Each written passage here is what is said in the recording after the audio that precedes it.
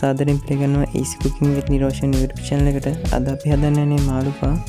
දැන් බලමු මේව හදන්න අවශ්‍ය ද්‍රව්‍ය මොනවද කියලා. මුලින්ම අපිට අවශ්‍ය වෙනවා පාන් පිරිකරන් 500, කිරිපිටි මේස් හැඳි 2, සීනි මේස් හැඳි 1, ඊස් තේ හැඳි 2, මාගරින් ග්‍රෑම් 35ක්, ලුණු තේ හැඳි භාගයක්, බිත්තර 2ක් සහ අයිස් වතුර. දැන් අපි පිටියකට ඊස් ටික එකතු කරගන්න ඕනේ. ඉන්පසුව කිරිපිටි සහ සීනි ටික එකතු කරගමු. දැන් ඊළඟට බිත්තර එකතු කරන්න යන්නේ. බිත්තර දෙකෙන් එකයි එකතු කරන්න ඕනේ. එකක් ආලේපය සඳහා තමයි යොදාගන්නේ. දැන් අපි මේකට අයිස් වතුර දාලා මේක ගුලියක් වෙනකන් හොඳට අනා ගන්න ඕනේ. මම මේ පෙන්වන විදිහට කරන්න.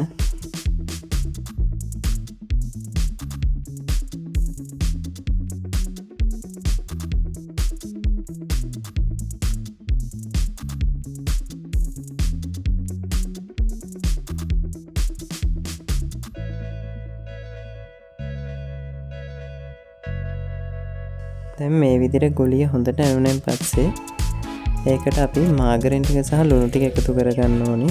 එකතු කරලා විනාඩි 15ක් විතර යනකම් හොඳට අනා ගන්න ඕනේ. මේක අලත්තේ ඕගොල්ලෝ මම මේ කියන අනුපිළිවෙලටම කරන්න ඕනේ. එතකොට තමයි හොඳට පිපිලා එන්නේ.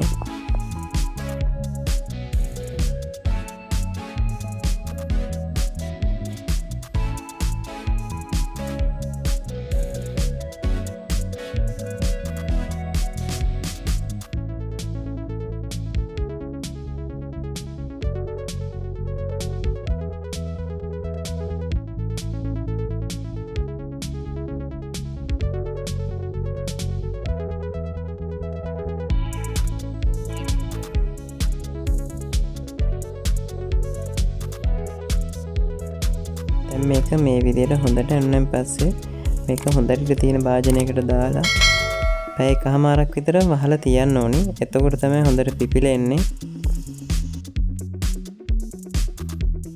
මේක පිපෙනකන් අපි පිරවම හදාගමු. දැන් බලමු ඒව හදන්න අවශ්‍ය ද්‍රව්‍ය මොනවද කියලා. එතෙන් අපිට මුලින්ම අවශ්‍ය වෙනවා මිරිස් කුඩු තේ හැඳි භාගය, කහ කුඩු සල්පය, ලුණු කුඩු සල්පය, ගම් මිරිස් කුඩු තේ හැඳි භාගය. ඊට අමතරව අපිට අවශ්‍ය වෙනවා පොල් තෙල් මේස් හැඳි 1, කරපිංච සහ ඉඟුරු, සැමන් ග්‍රෑම් 150ක් පමණ, බීලුණු ගෙඩි 1.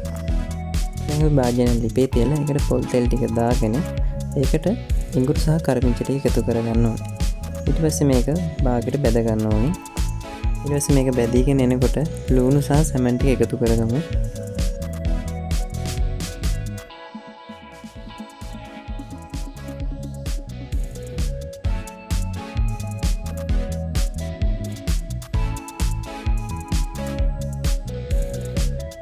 දැන් මේක ටිකක් කවලම් කරලා ඉතිරි කුළු බඩු ටික එකතු කරගමු. එකතු කරලා හොඳින් මිශ්‍රණයක් කවලම් කරගන්නවා.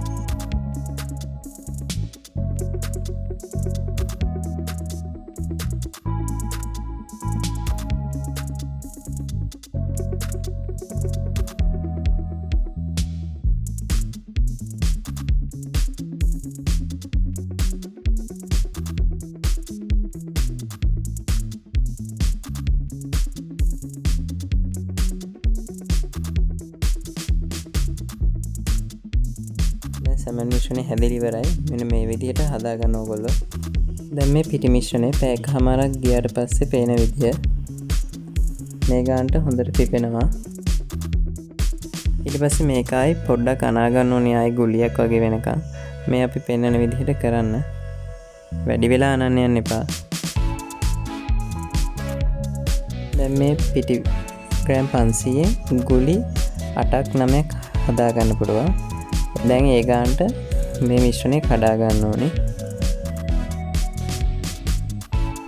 දැන් මේ විදිහට ගුලිය හදාගෙන බටර් හෝ මාගරින් තවර ගත්ත තැටියක තමයි තියන්න ඕනේ.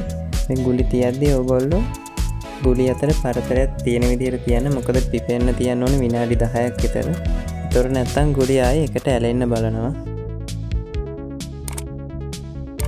දැන් මේ ගුලි විනාඩි 10ක් තිබුවට පස්සේ දැන් අපි ඒක තුනී කරලා හදාගත්ත ෆිලින් එක පුරවගමු.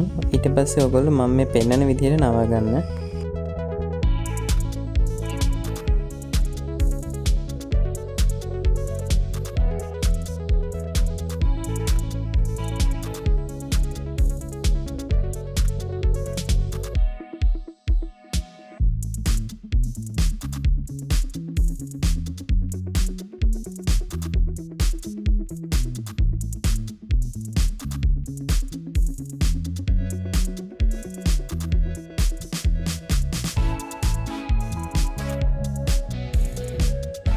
දැන් අපි මේක බේක් කරන්න යන තැටිය තියාගන්න ඕනේ. තැටියට අපි ඔයිල් පේපර් එකක් දාලා තියෙන්නේ.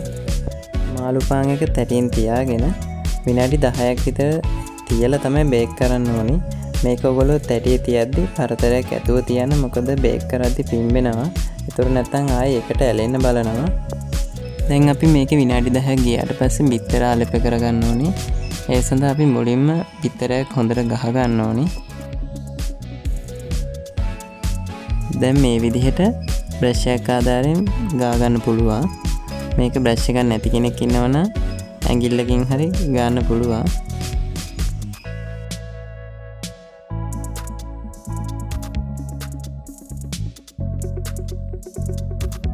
දැන් මේ ටික අවන් කරන්න කලින් 250 සෙල්සියස් උෂ්ණත්වයේ විනාඩි 10ක් මේක අවන් එක ෆ්‍රී හීට් කරගන්න ඕනේ. ඊට පස්සේ තමයි මේ මාළු පාන් ටික අවන් එකට දාගන්න ඕනේ. දැන් අපි මාළු පාන් ටික අවන් එකට දාගමු. ඊට පස්සේ මේක සෙල්සියස් අංශයක 250 උෂ්ණත්වයේ විනාඩි 15ක් විතර බේක් කරන්න ඕනේ. විනාඩි 15ක් බේක් කරන උනාට මේ 12න් වගේ හැදෙන්න පුළුවන්. පොඩ්ඩක් බලලා ගන්න ඕනේ. උඩ පාට වෙනස් වෙලා තද පාට වගේ වෙනකොට ගන්න ඕනේ.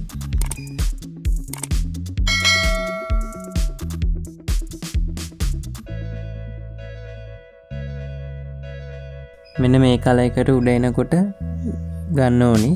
අපිට නම් විනාඩි 12ක් වගේ ගිය මේක හැදෙන්න. අවන් එකකින් අවන් එකට කාලය වෙනස් වෙනවා. ඒකින්ද බලලා ගන්න ඕනේ.